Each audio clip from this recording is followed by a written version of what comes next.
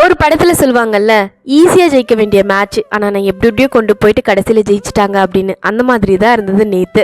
ரொம்ப வருஷம் கழித்து இந்தியா வந்து வேர்ல்ட் கப்பை வின் பண்ணியிருக்குது. ரொம்பவே ஒரு சந்தோஷமான விஷயம். Congratulations team India.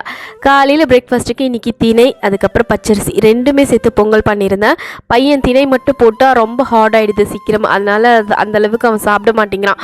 அதனால் கொஞ்சம் பச்சரிசிலாம் சேர்த்து தேங்காய் சட்னி வச்சு காலையில் பிரேக்ஃபாஸ்ட்டு சாப்பிட்டாச்சு. இன்றைக்கி லஞ்ச் வெளியில் தான் போக போகிறோம். இந்தியா நெக்ஸ்ட் வீக் போக போகிறதுனால பர்ச்சேசிங்லாம் இருந்தது. அதனால் பஸ்ஸாக தான் போயிருந்தோம் லூலுக்கு.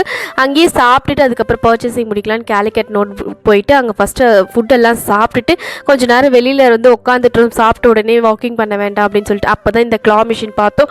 இதுக்கு ஒரு ட்ரிக் இருக்குது, நானும் யூடியூப்பில் தான் பார்த்தேன். அந்த ட்ரிக்கை யூஸ் பண்ணி இன்றைக்கி ஒரு டாய் வந்து எங்களுக்கு கிடச்சிருச்சு. இத்தனை நாளில் இதுதான் ஃபஸ்ட் டைம் வந்து நாங்கள் இந்த கிளா மிஷினில் டாய் எடுக்கிறது.